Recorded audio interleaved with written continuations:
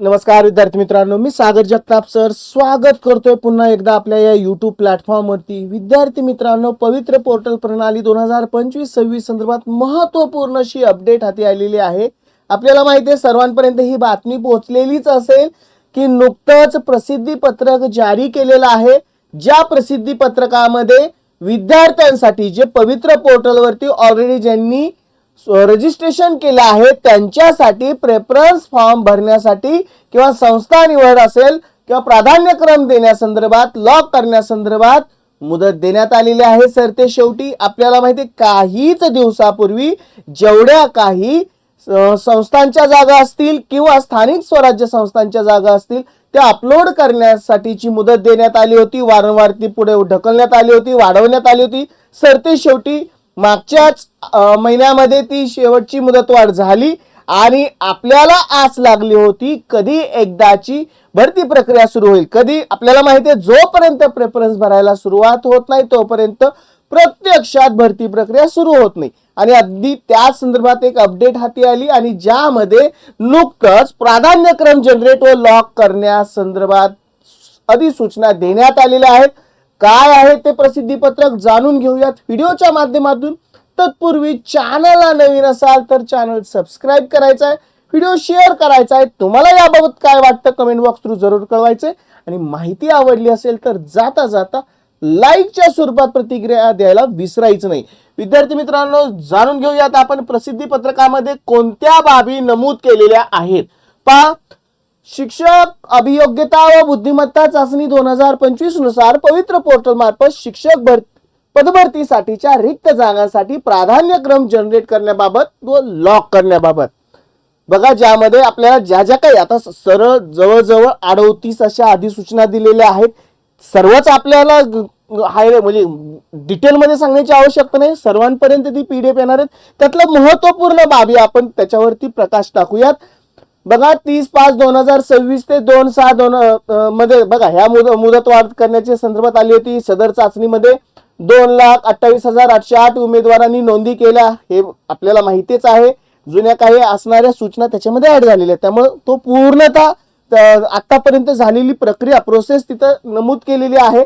आता यामध्ये काय म्हटलेलं आहे, स्वप्रमाणपत्र सेल्फ सर्टिफाय पूर्ण केल्यानंतर उमेदवारांना या प्रक्रियेत सहभागी होईल। आता हे तर महत्त्वाचं आहे की बऱ्याच विद्यार्थ्यांना असा संभ्रम होतो की आता प्राधान्यक्रम भरायला सुरुवात झालं म्हणजे सर्वच याच्यामध्ये समाविष्ट होतात का? नाही, अजिबात नाही। कारण 2025 ला ज्यांनी अभियोग्यता चाचणी दिली होती, ज्यांनी सेल्फ सर्टिफाय केलं आहे त्यांच्यासाठी ही सुविधा उपलब्ध करून दिलेली आहे। उमेदवारांना प्राधान्यक्रम जनरेट करण्याची सुविधा दिनांक 6/8/2026 पासून उपलब्ध करून देण्यात आहे। म्हणजे पहिल्यांदा काय प्रोसेस असते, प्रथमतः ते ज्या ज्या जागेवरती अप्लाय करू शकतात, जिथं जिथं ते अप्लाय करू शकतात त्या ठिकाणच्या सर्व जागा अगोदर अपलोड करून घेणं, प्राधान्यक्रम जनरेट करण्याची सुविधा दिली गेली आहे 6/8/2026 म्हणजे आजपासूनच। उमेदवारांनी पोर्टलवरती उपलब्ध करून दिलेल्या जाहिरातीचा अभ्यास करावा। सदर जाहिराती उमेदवारांना संकेतस्थळावरती होम पेजवर डाउनलोड या मेनू मध्ये पाहता येतील। मुलाखतीशिवाय व मुलाखतीसह या दोन्ही प्रकारच्या जाहिराती स्वतंत्र। हे पण आपल्याला माहिती आहे, ज्यांनी 2017ची 2022ची ही भरती प्रक्रिया दिलेली आहे, ज्या पवित्र पोर्टलचा त्यांना अनुभव आहे, अगदी त्यांना माहिती आहे ही भरती प्रक्रिया की ज्याच्यामध्ये विदाउट आणि विथ असे दोन वेगवेगळे जनरेट केले जातात, ज्यामध्ये आपल्याला वेगवेगळ्या स्वरूपात जी काही जागा आहेत त्यांची आपल्याला आकडेवारी समजते। एकूण कोणकोणत्या आपण ज्याला पात्र आहोत, जिथं आपण अप्लाय करू शकतो आपल्या क्वालिफिकेशन नुसार त्या सगळ्या जागा जनरेट केल्या जातात, ज्यामध्ये मुलाखतीसह व मुलाखतीशिवाय।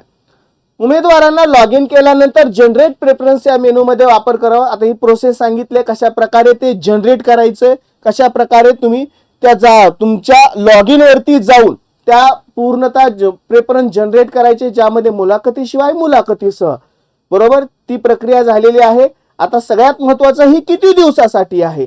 उमेदवारांना प्राधान्यक्रम लॉक करण्यासाठी दिनांक 6/8/2026 ते 11/8 बघा खूपच कमी कालावधी आहे।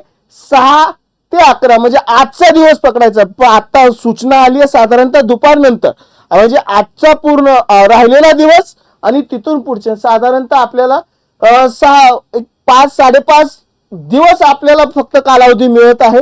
पण आपल्याला इथून मागं माहिती आहे बऱ्याच वेळा मुदतवाढ या प्रक्रियेमध्ये खूप वेळा दिली गेलेली आहे. आता इथं मुदतवाढ मिळेल का नाही मग याबाबत साशंकता आहे. पण आपल्यासाठी महत्वाचं आहे शेवटची तारीख ही 11/8/2026 असेल. उमेदवारांनी विहित मुदतीत प्राधान्यक्रम लॉक करावेत. ओके. पवित्र पोर्टल मार्फत मुलाखतीशिवाय विदाउट इंटरव्ह्यू पदभरतीचा नियमित फेरी कार्यवाही सर्वप्रथम. हे सर्वात महत्वाचा पॉइंट आहे. ज्यावेळेस आपले संपूर्ण प्रेफरन्स लॉक होतील म्हणजे जेवढे जेवढे उमेदवार आहेत त्यांचे प्रेफरन्स लॉक होतील मुदतीमध्ये, तर सगळ्यात पहिल्यांदा यादी लागते ते मुलाखतीशिवायची. बरोबर.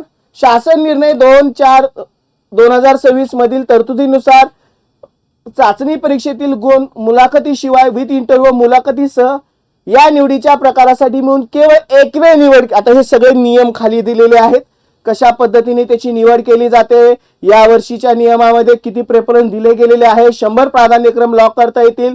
तसेच मुलाखतीसह म्हणजे बघा इथे सरळ सरळ दिले मुलाखतीशिवायचे 100 आणि विथ इंटरव्ह्यूचे साधारणतः 50 लॉक करता येतील, की जे मागे त्याच्यावरती आधारित जी आहे त्याच्यावरती बरीच चर्चा देखील झाली. बघा खूप सारे त्याच्यामध्ये नियम दिले गेलेले आहेत.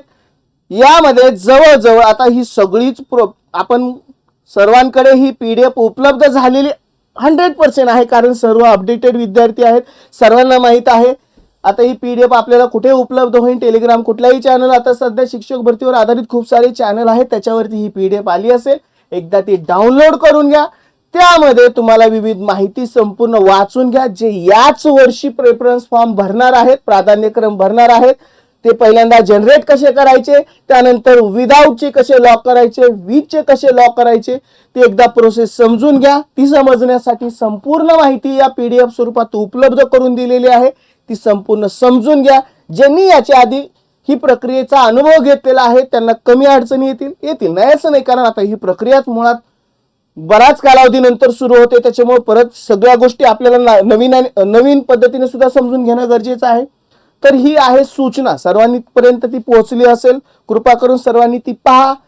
आता इथून पुढे आपल्याला सगळ्यात महत्वाची कारवाई असणार आहे ते प्रेफरन्स जनरेट करणं. प्रेफरन्स जनरेट केल्यानंतर एक साधारणतः 1 दिवस तरी घ्या की ज्यामध्ये विदाउट आणि विथच्या जागा कोणकोणत्या आलेल्या आहेत, तुमच्यासाठी सोयीस्कर कोणत्या ठरणार आहेत, तुम्ही कुठे अप्लाय करणार, तुमचे सगळ्यात महत्वाचं म्हणजे तुमचं गुण की मार्क किती आहेत त्याच्यावर आधारित तुम्हाला कुठलं योग्य ठरेल त्याप्रमाणे तुम्ही प्रेफरन्स भरू शकता. थोडा धीर धरा. तुम्हाला वाटत असेल 5-6 दिवस आहेत, बघा त्यासाठी आपल्याला थोडा वेळ घेणंही तेवढंच गरजेचं आहे, कारण आपल्याला माहिती आहे आता आपली ही शेवटची संधी आहे निवड होण्याची. शेवटची म्हणजे ही भरती प्रक्रियेच्या आपण आता शेवटच्या टप्प्यामध्ये आलो आहोत.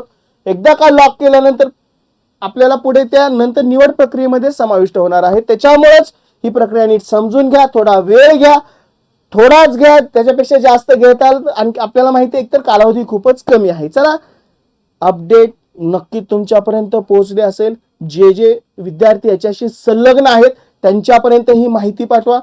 तुम्हाला याबाबत काय वाटतं कमेंट बॉक्स थ्रू जरूर कळवा. माहिती आवडली असेल लाईक करा आणि परत एकदा आवाहन करतोय जाता जाता चॅनलला नवीन असाल तर चॅनलला सबस्क्राईब जरूर करा, कारण इथून पुढच्या महत्त्वपूर्ण अपडेट ज्या जनरेट करण्यासंदर्भात असतील, प्रेफरन्स लॉक करण्यासंदर्भात असतील किंवा इव्हन ज्या ज्या काही अपडेट पुढे भविष्यात येणार आहेत त्या संदर्भातले असतील, चॅनल खूप उपयुक्त ठरणार आहे.